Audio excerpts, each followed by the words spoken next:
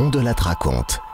Christophe Ondelatte. Pour des raisons qui m'échappent, quand on dresse la liste des tueurs en série français, on oublie souvent le nom de Patrick Salamé. Et pourtant, en 2008, dans la région de Marseille, cet homme a tué 4 fois, 4 femmes.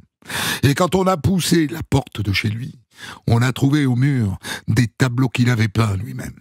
Des tableaux qui montraient un homme avec des griffes torturant des femmes. Pour le débrief de cette histoire, je ferai appel à Martina Saugnon, avocate générale lors de 2 des procès dans lesquels il a comparu.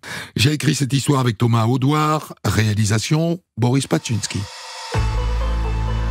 Europe 1, Christophe Ondelatte.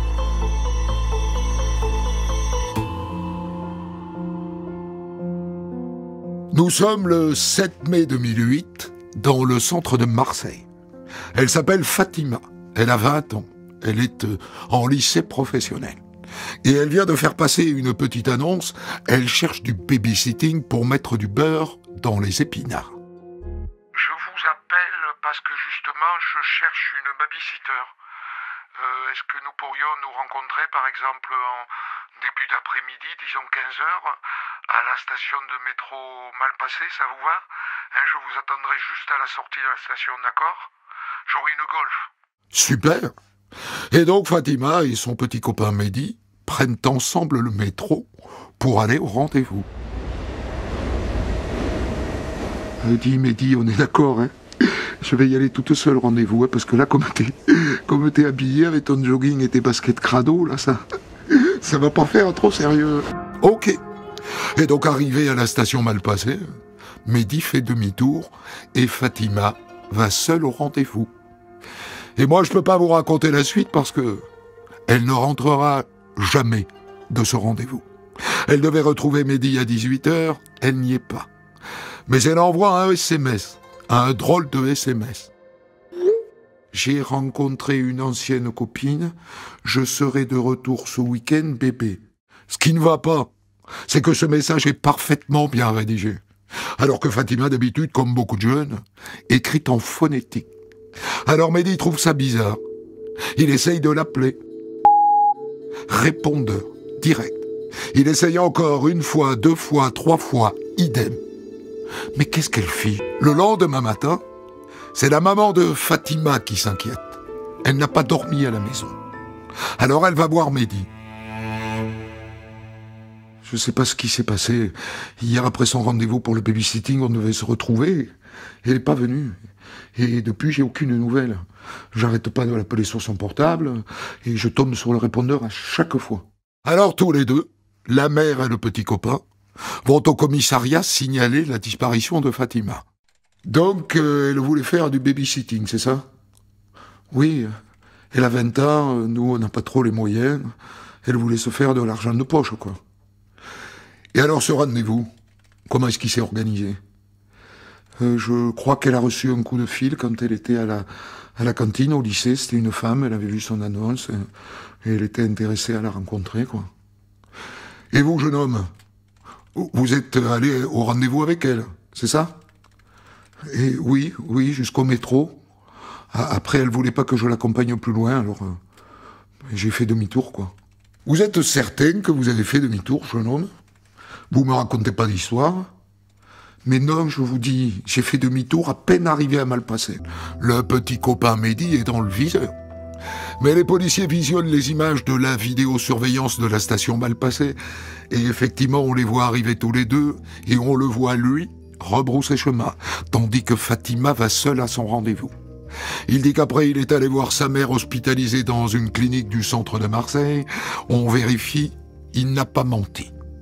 Et donc, a priori, Mehdi n'est pour rien dans la disparition de Fatima. 1 semaine plus tard, le parquet de Marseille ouvre une information judiciaire contre X pour enlèvement et séquestration. Et la première chose que font les policiers, c'est de se faire envoyer le relevé intégral du téléphone portable de Fatima. Donc là, tu vois, 15h09, elle est à la station de métro Malpasset. Entre 16h54 et 17h01, elle borne dans le 4e arrondissement de Marseille. 17h05, elle est toujours dans le même secteur. Et elle appelle quelqu'un. J'ai vérifié, c'est un centre technique automobile. C'est bizarre parce qu'elle n'a pas de voiture, cette gamine. De toute façon, son téléphone raccroche au bout de 2 secondes. Et à 18h42, eh bien, son portable cesse d'émettre. Et l'appel qu'elle a reçu la veille pour ce rendez-vous de babysitting, ça donne quoi? Eh bien, pas grand-chose. L'appel provient d'une cabine téléphonique du 13e arrondissement. Et il a été passé par ailleurs avec une carte prépayée. Donc impossible de savoir qui lui a fixé ce rendez-vous, quoi. À part ça, rien d'inquiétant dans la vie de Fatima. C'est une lycéenne sage, bosseuse et fidèle. Mehdi a l'air d'être son seul amour. Les policiers essayent alors de passer par le site internet sur lequel Fatima a passé sa petite annonce. Est-ce que vous pourriez nous faire parvenir les adresses IP des gens qui ont consulté l'annonce de cette jeune fille, je vous prie? Je pense que c'est possible, hein, mais ça va prendre un peu de temps. Alors en attendant, les flics se lancent dans une enquête de terrain à l'ancienne. Et ils n'y vont pas avec le dos de la cuillère. Ils s'y mettent à 60 photos de Fatima en main aux alentours du métro Malpasset. Est-ce que vous avez déjà vu cette jeune fille sur la photo? Et la réponse est unanime, non. Pendant ce temps-là, le petit copain Mehdi, lui aussi, se secoue les puces. Il fait imprimer des affichettes. Il en colle partout. Il appelle les journalistes pour qu'ils se mobilisent. Il organise aussi une marche blanche. Au point d'ailleurs que les parents de Fatima trouvent qu'il en fait trop. Un peu trop pour être honnête. Dans la tête des parents, Mehdi est suspect. Depuis que l'affaire est dans le journal, évidemment, les policiers reçoivent beaucoup d'appels. Des gens qui l'ont vu dans un train, d'autres dans un supermarché, et ils vérifient. Et ça ne donne rien. Ils perdent aussi beaucoup de temps, et c'est classique dans ce genre d'affaires, avec tous les médiums et toutes les voyantes à la mort moelleux qui appellent. C'est-à-dire que je l'ai vue dans ma boule de cristal, et je sais précisément où elle est. C'est ça. Et ta sœur, elle bat le beurre. Et puis au bout d'une semaine, une piste s'ouvre enfin. Une jeune SDF qui s'appelle Suzy, qui fait la manche près de la gare Saint-Charles à Marseille, et qui vient voir les policiers. Il lui est arrivé un drôle de truc 3 jours avant la disparition de Fatima. Je faisais la manche, c'était l'après-midi, et là il y a un type, il est venu me voir, et il m'a expliqué qu'il voulait faire une surprise à sa femme, et que pour ça il fallait qu'il trouve une babysitter. Et là il m'a tendu un papier, il m'a demandé d'appeler 3 numéros de babysitter depuis une cabine téléphonique, en me disant de me faire passer pour sa femme. Et il m'a dit, en échange, je te donnerai 5 €. Moi, 5 €, ça m'allait, hein. Alors j'ai accepté. Et c'est pour ça que je viens vous voir, parce que il m'a demandé de fixer des rendez-vous à ses filles à la station de métro Malpasset. C'est-à-dire pile à l'endroit où cette fille que vous cherchez, elle a disparu. Très intéressant, votre témoignage, mademoiselle. Merci d'être venue. Vous pourriez me le décrire, cet homme ? Oui, bien sûr, je dirais la quarantaine, 1m75 environ, le type plutôt méditerranéen. On lui présente une planche avec les photos de petites frappes de Marseille, elle n'en reconnaît aucun. 2 jours plus tard, la même Suzy est en train de faire la manche près de la gare, et revoilà le même bonhomme, qui lui propose d'aller boire une bière. Dis-moi, Magane, t'es pas une balance, toi? Tu vas pas me donner aux flics? Oh, tu sais, moi, les flics, moi, je les vois, mais je me porte. Et là, le bonhomme lui propose un job de vendeuse à la sauvette.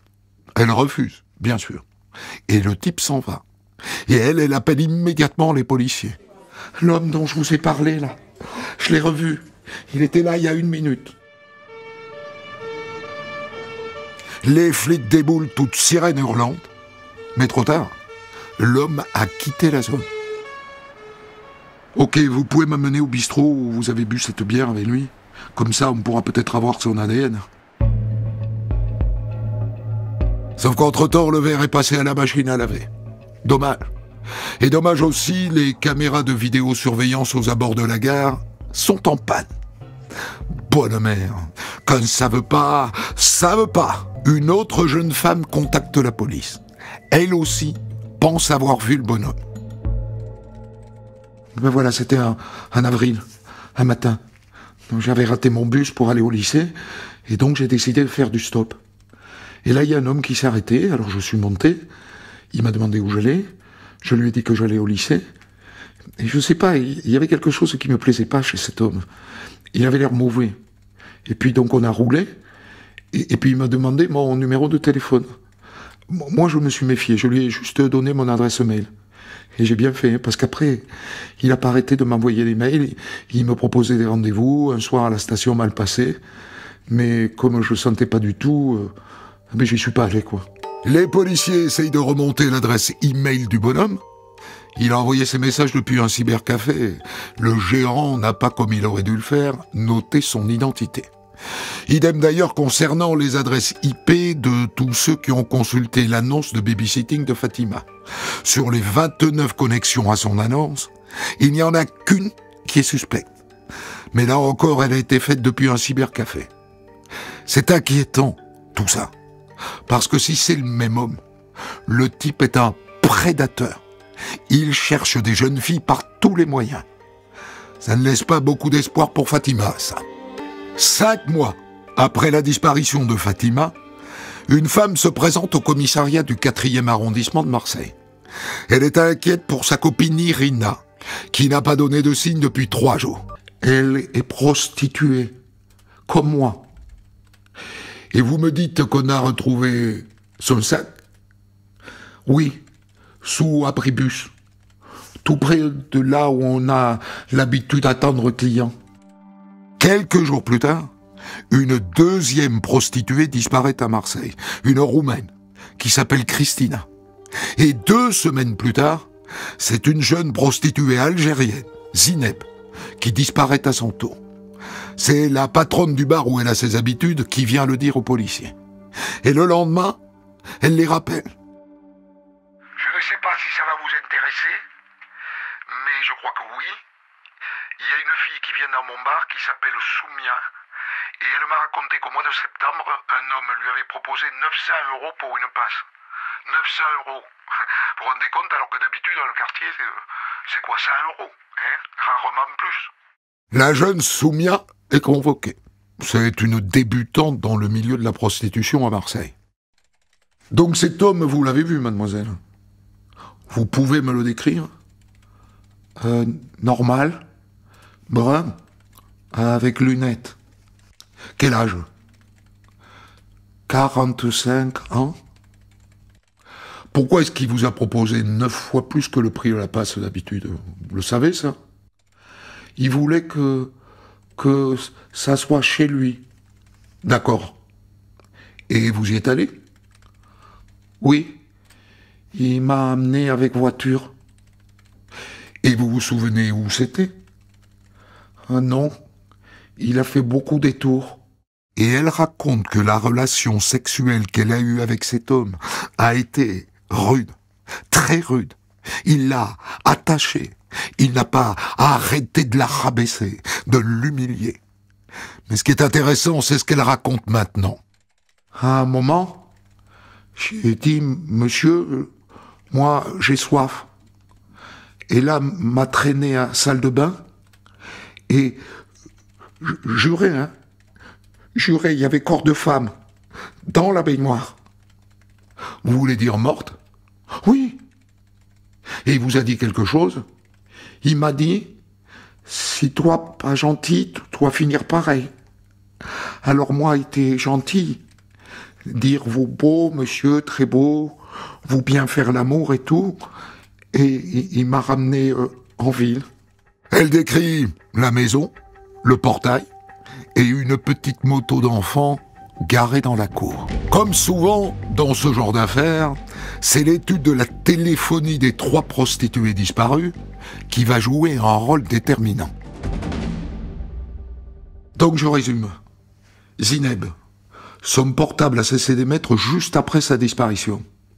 Mais les 2 autres, Irina et Christina, on s'aperçoit que la carte SIM qu'elles avaient dans leur portable a été utilisée après leur disparition, mais sur d'autres téléphones portables. Ça veut dire que par 2 fois, quelqu'un a pris leurs cartes et les a glissées dans son téléphone, tu vois? Et tu crois que c'est lui? C'est pas sûr du tout. On a identifié les 2 téléphones qui ont récupéré les cartes. La première a été utilisée par une gamine qui s'appelle Sarah et qui est lycéenne. Et la deuxième par un gars qui s'appelle Saïf. Et je me suis renseigné, ils ont rien à voir, ni l'un ni l'autre, hein, avec le milieu de la prostitution. Hein. Le Saïf qui a utilisé la carte de Christina et la lycéenne qui a utilisé celle d'Irina sont quand même convoqués et placés en garde à vue. Et ils racontent tous les 2 la même chose. C'est un homme. Il m'a arrêté dans la rue. Il m'a dit qu'il n'avait plus de batterie et il m'a demandé si je pouvais lui prêter mon portable. Et là, il a sorti ma carte et il a mis la sienne. Et il a appelé le numéro qu'il y avait sur le bout de papier. Vous pourriez me le décrire, cet homme? Oui, 45, 50 ans, grand, fin, avec le nez pointu. Et je l'avais déjà vu, hein, pour vous dire, ce type dans le quartier. D'ailleurs, si je le revois, je le reconnaîtrai, hein, ça c'est sûr. D'accord. Si c'est le cas, vous nous appelez. Hein. Voilà, je vous donne un numéro. Et là, vous n'allez pas le croire. Saïf sort du commissariat de police et il tombe nez à nez avec le bonhomme. Et il se met à le suivre. Et l'autre s'en aperçoit, il se met à courir. Et Saïf court derrière lui. Et ils sont interpellés tous les 2 par une équipe de la police municipale. Le type s'appelle Patrick Salamé. Et il est bien connu des services de police, mais comme braqueur. Mais pas braqueur du genre grand seigneur, hein. Plutôt le genre violent.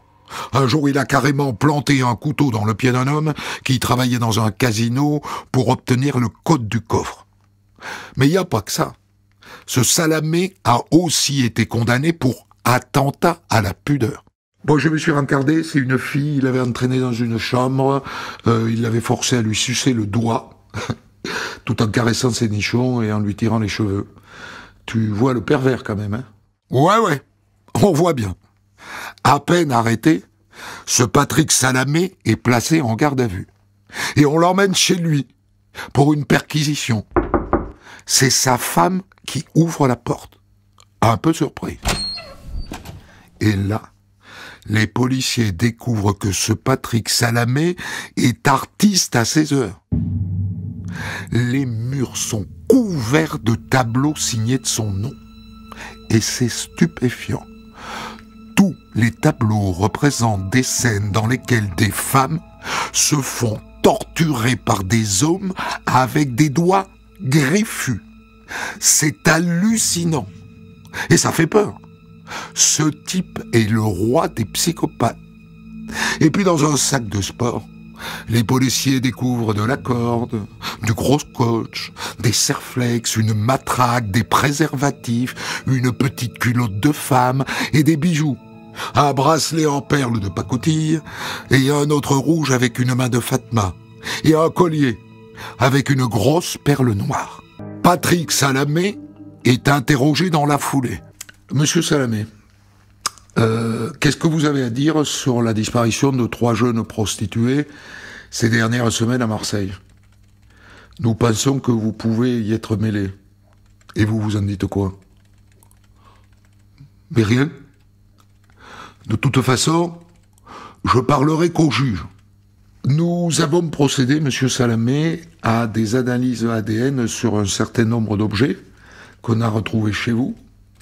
Et sur le bracelet avec une main de Fatma et sur la petite culotte rose qui était dans votre sac, nous avons retrouvé l'ADN d'une jeune prostituée disparue, qui s'appelle Zineb. Ça suscite quoi chez vous, ça? C'est n'importe quoi. Moi, j'ai jamais fréquenté de prostituée. D'accord. Par ailleurs, monsieur, sur le collier avec une perle noire retrouvée chez vous, on l'a présenté à des proches d'une autre prostituée disparue qui s'appelle Irina, et ils l'ont reconnue. Je vous dis que je fréquente pas de prostituées. Maigre défense, qui ne pèse pas lourd face à l'ADN. Et donc Patrick Salamé est mis en examen pour séquestration suivie de mort sur la personne d'Irina et de Zineb. Pour Christina, le juge est sûr que c'est lui, mais pour l'instant, il n'a pas de preuves. Et il ne fait pas le lien avec la disparition de Fatima, parce que ça n'était pas une prostituée, parce que c'était juste une lycéenne qui faisait du babysitting. Les policiers finissent par retourner chez Salamé avec des experts de la police scientifique. Et ils pulvérisent le fameux Blue Star, qui révèle les traces de sang. Hé, j'ai quelque chose ici, patron, venez. Une tache de sang, qui après comparaison ADN, s'avère être le sang de Christina. Et comment est-ce que vous expliquez la présence de ce sang chez vous, monsieur Salamé? J'en sais rien. J'ai dû l'amener chez moi et, je sais pas, ce jour-là, elle a dû avoir ses règles. Donc vous reconnaissez que vous avez connu cette fille et qu'elle est venue chez vous. Ben oui, et les deux autres aussi. Je vous ai dit que je fréquentais pas les prostituées, mais ça, bon, je veux bien reconnaître que j'ai menti. Mais j'ai rien à voir avec leur disparition. Rien du tout. En attendant, le voilà mis aussi en examen pour le meurtre de Christina. Pendant toute l'instruction, Patrick Salamé s'emmure dans le silence. Il reste des heures prostré, la tête entre les mains. Et à chaque question que lui pose la juge, il dit « Je répondrai plus tard ». Et il ne le fait jamais. Elle lui demande bien sûr de désigner l'endroit où il a mis les corps. Il ne répond pas, puisqu'il n'y est pour rien dans tout ça. Et puis il se met à écrire aux témoins et aux familles des filles disparues. Il les traite de menteurs. Il parle d'un complot contre lui, orchestré par la police et par les magistrats. Et quand on lui envoie un expert psychiatre, le fameux docteur Zaguri, il lui ment comme un arracheur de dents. Zaguri n'en tire rien. Et c'est pas son genre. L'enquête révèle que Salamé a une fascination pour les tueurs en série. On trouve chez lui beaucoup de livres sur le sujet. Et puis il y a les tableaux qu'il a peints. Mais ça n'a aucun rapport. Ces tableaux, je les ai peints en prison. J'en ai vendu aux autres taulards. C'est eux qui voulaient que je fasse des cochonneries comme ça. Moi, j'ai juste fait ce qu'ils me demandaient pour gagner de l'argent. Mon œil. On trouve aussi chez lui un manuscrit, un livre qu'il a écrit et envoyé aux éditions Gallimard, qui l'ont prudemment refusé. C'est un livre consacré à Alfredo Stranieri. Je vous ai raconté cette histoire. On l'appelait le coucou. Il répondait à des petites annonces de gens qui vendaient leur maison. Il allait chez eux, il les tuait et il s'installait dans leur nez. Il en a tué 4 comme ça. Stranieri. C'est un héros pour lui. Un héros. La juge d'instruction décide qu'il y aura 2 procès. Salamé sera d'abord jugé pour le meurtre des 3 prostituées et dans un deuxième temps pour celui de Fatima, la lycéenne. Le premier procès s'ouvre en 2014 à Aix-en-Provence. Vous connaissez un peu le bonhomme maintenant. Il n'a pas changé. Il n'a rien à voir avec tout ça. C'est un complot, je vous dis. Rien qu'un complot. Mais ça ne pèse rien à côté de toutes les preuves rassemblées par la juge. L'ADN des victimes, chez lui. L'analyse des téléphones. Et les témoins qui défilent à la barre et qui le reconnaissent. À la fin, l'avocat général réclame la perpétuité. Et les jurés le suivent. Patrick Salamé est condamné à la réclusion criminelle à perpétuité, assorti d'une peine de sûreté de 22 ans, pour le meurtre de Zineb, d'Irina et de Christina. Et pour la séquestration et le viol de Soumia. 1 an plus tard, Salamé est jugé pour le meurtre de Fatima, la babysitter.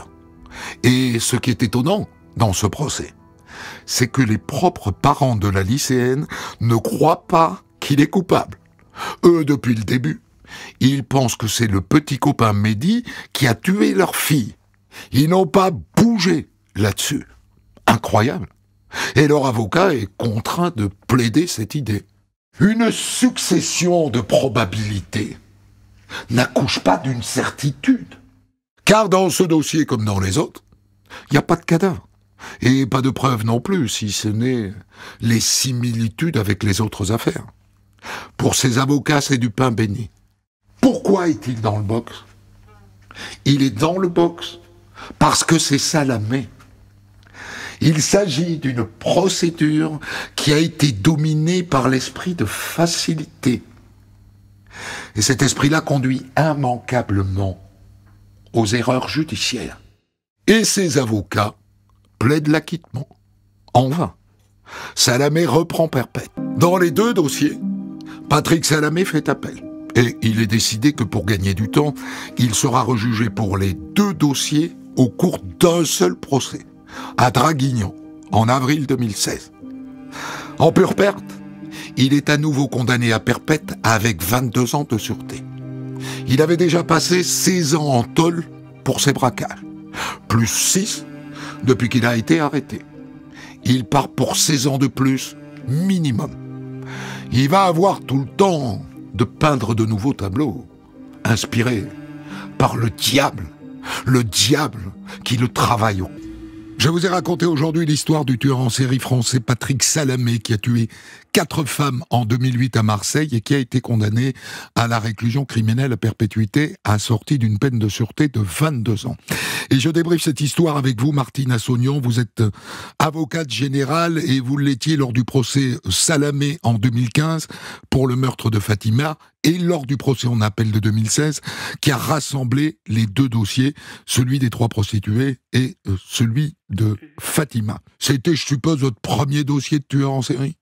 Oui, effectivement, c'était le premier dossier, et un dossier assez difficile notamment par rapport à ces disparitions de ces jeunes femmes pendant l'année 2008 à Marseille.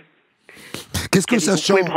Qu'est-ce que ça change qu'il soit tueur en série par rapport à un procès ordinaire? Vous en avez vu d'autres. La difficulté, vous avez très bien retracé dans votre exposé des déroulés des faits et des procès, c'est la personnalité de Patrick Salamé. Vous avez bien indiqué que devant les policiers, il indiquait qu'il allait parler devant la juge. Devant la juge, il n'a jamais parlé. Et lors des procès, il a fait exactement la même chose, sauf à dire qu'il était victime d'un complot. Par ailleurs, surtout ce qui était intéressant sur un point de vue, je dirais, judiciaire, c'était quand même la personnalité de Patrick Salamé qui a démontré vraiment son côté prédateur dans sa recherche des victimes, des futures victimes, et ensuite la façon dont il s'est comporté, absence de téléphone portable, il ne circulait pas avec son véhicule personnel, il s'était placé avec une carte RTM qui était anonyme. Oui, c'est ça, il prend plein de précautions. Hein. Beaucoup de précautions, effectivement, et d'ailleurs, je dois dire que le travail policier a été particulièrement remarquable pour arriver à remonter à Patrick Salamé. Il y a eu ce travail et puis aussi le hasard qui a bien fait des choses par rapport à l'arrestation, l'interpellation de Patrick Salamé. Je repose ma question. Cet homme qui est dans le box, qui a peint des tableaux sordides, est-ce qu'il est différent des hommes que vous avez vus, vous, dans d'autres box, jugés pour d'autres affaires? Au fond, est-ce qu'on sent qu'on a là affaire à un prédateur et à un homme très caractéristique des tueurs en série? Non. Lorsque vous le voyez, il fait un peu monsieur tout le monde. D'ailleurs, c'est sa recherche constante de Patrick Salamé, je pense, dans ses rencontres qu'il a faites avec les futures victimes, puis après, devant l'autorité judiciaire, c'est sa particularité. C'est essayer de se fondre, d'être totalement anonyme. Mais je me souviens très bien le témoignage de la jeune Soumia, c'est la prostituée, la rescapée, qui était venue à l'audience à 2 reprises et puis qui a fait ce commentaire en disant qu'elle était partie avec un chat et que d'un coup elle se retrouvait avec un tigre. Et c'est quelqu'un, d'ailleurs l'expert Dr Zaguiri, dans son expertise, reprend exactement les mêmes termes lorsqu'il reprend le témoignage d'une jeune femme qui avait été agressée antérieurement par Salamé. Elle indique exactement la même chose. C'est quelqu'un qui peut changer d'attitude en quelques secondes.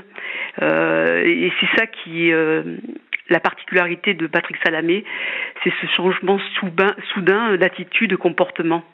Les tableaux, au passage, on les a montrés à l'audience, ils sont là, posés dans un coin? Alors ça dépend des audiences. Pour la première audience, celle qui a eu lieu avec les victimes, les prostituées, on les avait montrées. Au procès Fatima, non? Au procès Fatima, non, et à l'autre dossier, on les a évoqués, et on avait passé en visio quelques photos. Ils font quel effet, ces tableaux? Ils vous font quel effet à vous?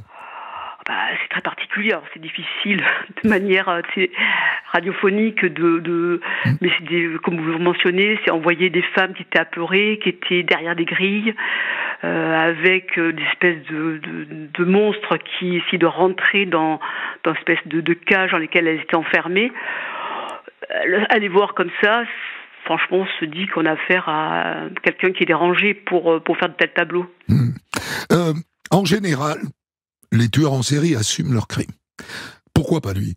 Je pense que ça provient également de son profil. Lorsqu'on reprend les précédents dossiers dans lesquels il a été condamné, il a toujours nié. C'est quelqu'un qui ne reconnaît pas les faits. Par expérience, il y a certaines personnes, certains criminels qui assument leurs actes. Lui, c'est pas le cas. Parce qu'en plus, il s'était présenté comme quelqu'un, le père de famille, modèle, fidèle, travailleur, vraiment prenant des qualités, entre guillemets, bourgeoises. Et lorsqu'on gratte un petit peu, on s'aperçoit que c'est quelqu'un qui ne travaillait pas, qui essayait de profiter de la société en se faisant mettre en maladie, qui vivotait, qui était pas du tout proche de sa femme. Enfin bon, donc manifestement, il y a une dichotomie très profonde entre ce qu'il dit, ce qu'il affiche, et le moi profond de cet individu. Zaguri, je crois, à l'un des procès, je ne sais plus lequel, dit « S'il n'est pas psychopathe, alors je ne suis pas psychiatre ». Est-ce qu'il y a quelque chose... Les psychopathes, en général, ont un parcours de vie qui explique ce qu'ils sont devenus. Dans votre souvenir, on sait pourquoi il est devenu comme ça? Il a un passé lourd? Il a un passé lourd comme au niveau délinquentiel. Puis comme vous l'aviez indiqué tout à l'heure, c'est une particularité de Patrick Salamé. J'ai été dans beaucoup de dossiers de braquage et généralement les braqueurs montent avec un ADN qui est de braquer. Donc il y a quelque chose de fort. Et on a un individu, Patrick Salamé par exemple, qui monte faire un homejacking et qui va, entre guillemets aussi, profiter de ce homejacking pour tenter d'arracher une relation sexuelle avec une des victimes. Donc là, c'est déjà, la scène où il se fait sucer le doigt, ça. Voilà, c'est ça. Et c'est un signe caractéristique. D'ailleurs, la jeune Samia, la prostituée rescapée, qui n'était pas au courant du passé délinquentiel de Salamé, va relater une scène similaire lorsqu'elle va rentrer la première fois avec Patrick Salamé. Elle va indiquer que celui-ci va lui demander de lui lécher le doigt de la même manière. Je me disais quand même en écrivant son histoire que ça s'est joué à pas grand-chose. On a failli passer à côté de lui. Il pourrait être libre aujourd'hui parce que si Saïf, qui lui avait prêté son portable, ne tombe pas dessus en sortant du commissariat, alors il peut échapper à la police. Vous avez parfaitement raison. C'est d'ailleurs ce que j'avais indiqué tout à l'heure. Pour Patrick Salamé, il y a eu à un moment donné, il y a eu une espèce d'alignement de planètes contre lui qui a fait que celui-ci a pu être interpellé. Parce qu'en réalité, pour nous, au niveau de l'accusation, ce que là on a pu penser, c'est que dans un premier temps, Patrick Salamé a tenté de s'approcher de jeunes femmes, de jeunes filles, ce qui a été le cas de la jeune Laurie, l'autostoppeuse, puis ensuite de Fatima. Mais il n'a pas du tout appréhendé les réactions de la famille, et notamment du petit copain de Mehdi, qui, avant l'heure, avait procédé à une espèce de procédure d'enlèvement. Mmh. À Marseille, après la disparition vraiment très étrange de Fatima, Mehdi, avec des amis, ont vraiment sillonné la ville en mettant des affichettes, des photographies, etc. Ce qui va conduire justement la mendiante Suzanne à se manifester auprès des services de police. Et là, on a la sensation que Patrick Salamé, se rendant compte que tout Marseille est au courant et recherche cet individu, va se terrer, et lorsque les investigations vont être faites postérieurement à son interpellation, on va se constater que Patrick Salamé, pendant ce laps de temps, pendant l'été 2008, va faire des démarches pour obtenir un passeport. Et on peut après penser que Patrick Salamé a eu l'idée de partir, de rejoindre un autre pays pour se réfugier. Et là, à partir de septembre, changement finalement d'objectif, changement de victime, il va s'en prendre à des prostituées, mais vous avez pu le remarquer, qui sont toutes d'origine étrangère. Il y a une Roumaine, une Algérienne, donc des gens pour lesquels il pouvait penser qu'elles n'avaient pas de point d'attache en France. Et que personne ne chercherait, quoi. Voilà, aussi profond que Mehdi l'a fait à l'égard de Fatima. Et il prenait beaucoup de précautions, comme je l'ai indiqué, donc c'est-à-dire qu'il n'utilisait pas de téléphone portable, il passait des coups de fil pour prendre des rendez-vous, notamment avec les babysitters de cabines téléphoniques. Et il envoyait les mails de cybercafé. De cybercafé d'un quartier qu'il ne fréquentait pas, c'est du 1er arrondissement, alors que lui vivait dans le 13e arrondissement. Il portait, le jour de son interpellation, il portait des lunettes qui n'étaient pas du tout de vue, et donc il se grimait, il donnait une apparence autre. Et le hasard, effectivement, a fait que c'est la garde à vue du jeune homme qui avait mis la carte SMS, la carte SIM dans son téléphone, qui a fait que lorsqu'il est sorti de garde à vue, qui a pu ainsi procéder, qui a aidé à l'interpellation de Patrick Salamé. Il y a un mystère, c'est pourquoi il laisse repartir Soumia, qui est donc la seule rescapée, et qui par ailleurs a vu un cadavre dans la baignoire. Donc il avait toutes les raisons de la tuer. Pourquoi il la tue pas ? Alors Soumia, que j'ai vu donc aux assises, notamment à Draguignan, par son comportement, nous a expliqué. Alors Soumia a expliqué qu'elle était d'origine marocaine, qu'elle avait une enfance très difficile avec des mauvais traitements de la part de son père, de la part de son mari qui l'avait amenée à se prostituer. Et elle explique en fait qu'elle, de manière résiliente en quelque sorte, s'est adaptée au comportement de cet individu. Et lorsqu'on a eu le témoignage d'amis des autres prostituées disparues, qui expliquaient que, notamment par rapport à Zineb ou à Irina, c'était des personnes à de forts caractères. On peut légitimement penser que ces personnes, lorsqu'elles sont retrouvées seule à seule avec Patrick Salamé, n'ont pas réagi de la même manière que Soumia, qui s'est soumise. En fait, Patrick Salamé attendait des personnes qui étaient en état de soumission. Et ça a été le cas de Soumia. Elle était plus soumise que les autres, quoi, par habitude. Beaucoup plus soumise, par habitude, ouais. des mauvais traitements, etc. Mais Soumia nous a expliqué que postérieurement au fait, à cet premier rendez-vous où elle est relâchée, cet individu va tenter à nouveau de la recontacter, comme il va le faire avec la mendiante, avec Suzanne, qu'il va recontacter quelques jours après pour lui demander si elle n'est pas une balance. Pour Soumia, c'est la même chose, en lui proposant une grosse somme d'argent pour avoir une relation. Et là, Soumia se rend compte qu'il ne faut pas qu'elle reparte en voiture avec cet individu. Au procès qui concerne la disparition de Fatima, on a le sentiment qu'il y a un vrai risque d'acquittement. S'il n'avait pas été condamné avant pour les 3 prostituées et le viol de Soumia, est-ce qu'il ne risquait pas d'être acquitté ? Parce qu'il n'y a pas vraiment de preuves dans l'affaire Fatima, si ce n'est la ressemblance avec les autres dossiers. Alors, ce dossier, c'est un petit peu un dossier que moi je qualifierais de poupée russe. En fait, tous les événements sont imbriqués les uns envers les autres.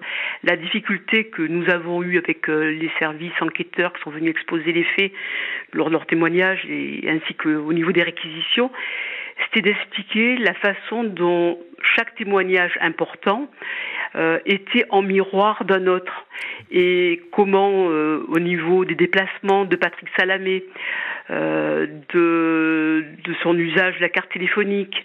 Oui, c'est ça, les processus de passage à l'acte sont les mêmes. C'est ça le dossier Fatima, rien de plus. C'est Il n'y a ça, pas d'ADN. on n'a pas le temps, vraiment le dossier est très important, mais les services de police, avant de se plonger sur le cas de Patrick Salamé, ont fait un travail énorme d'investigation, et dans le jargon policier et judiciaire, ils ont fermé toutes les portes, c'est-à-dire qu'il y avait d'autres éventuellement personnes, dont notamment Mehdi.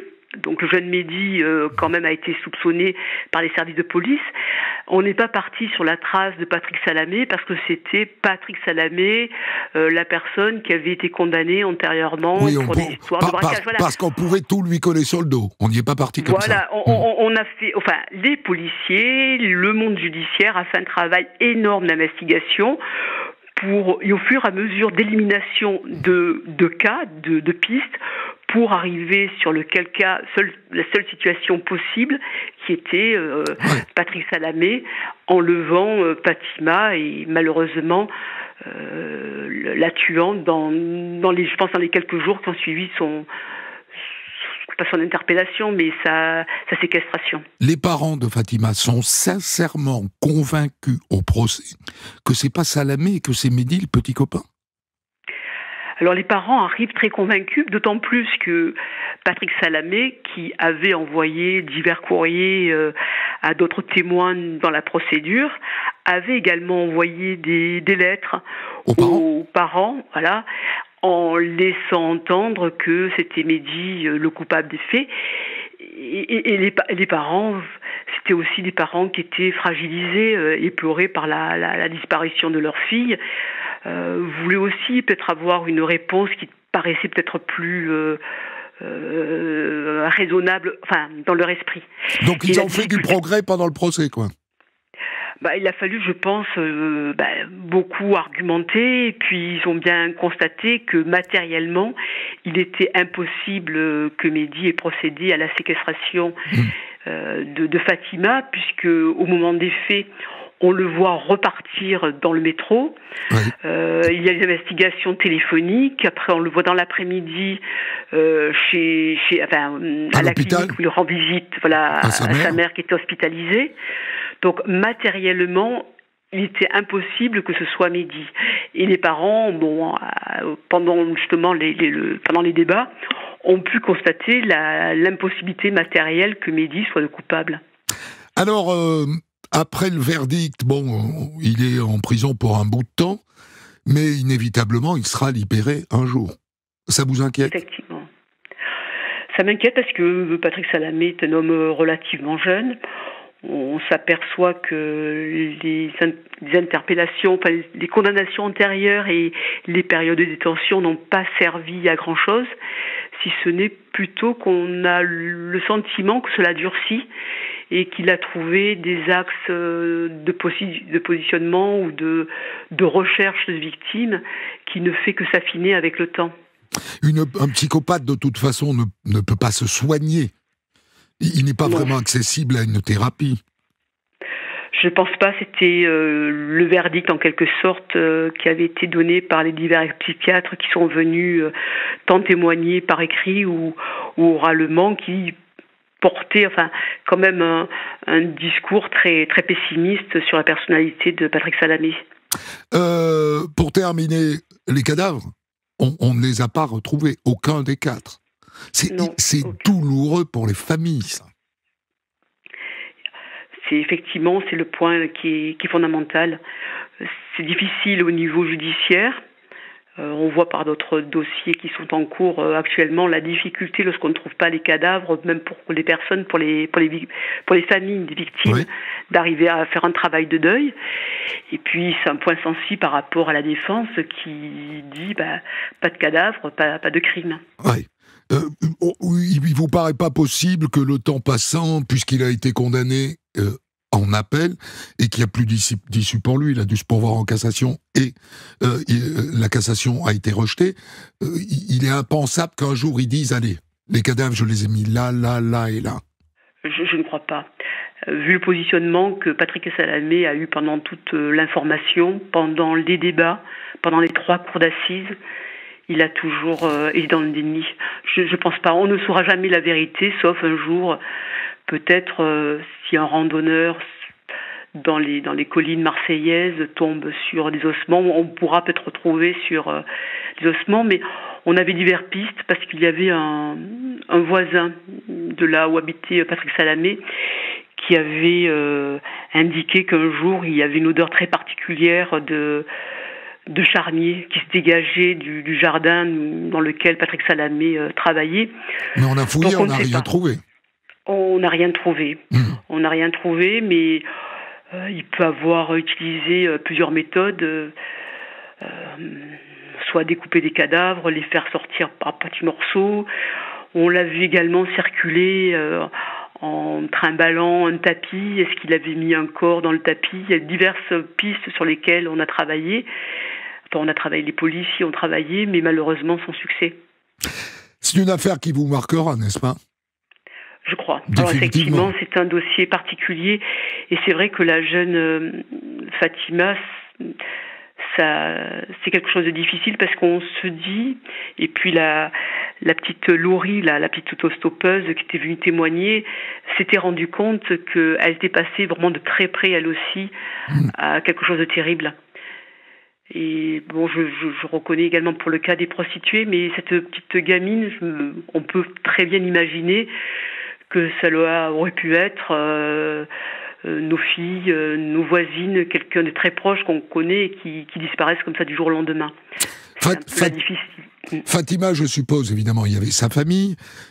Pour les 3 prostituées, il y a quelqu'un qui est là pour témoigner de son attachement à ces 3 filles disparues et assassinées Oui, il y a des amis, il y a des sœurs qui étaient venues même d'Algérie témoigner, qui étaient là. Et justement qui faisait état des difficultés de ces jeunes femmes qui étaient obligées de se prostituer pour survivre et qui ont disparu. Alors une, elle était un peu alléchée apparemment par le montant de la passe qui était proposée par l'individu qui partira en voiture et qu'on ne reverra plus jamais. Il y a toujours heureusement des familles qui sont heureusement. Là. Non, parce que moi, j'imaginais qu'il n'y ait personne. Vous voyez, une prostituée roumaine tuée à Marseille. Est-ce que la famille va venir de Roumanie? C'était pas sûr, quoi. Vous me dites qu'il y avait quelqu'un. Non, c'est pas sûr. Mais justement, je crois que c'était là un petit peu la psychologie de Patrick Salamé. C'était après avoir pris comme cible une jeune fille qui était avec une famille, où il s'est rendu compte le poids de la famille qui était là. S'il a pris des cibles, et notamment des étrangères, c'est qu'il laisse compter que ces personnes soient ignorées, soient oubliées, et que personne ne vienne rechercher et vienne témoigner. Merci beaucoup Martine Assognon, c'était passionnant de discuter avec vous. Des centaines d'histoires disponibles sur vos plateformes d'écoute et sur europe1.fr.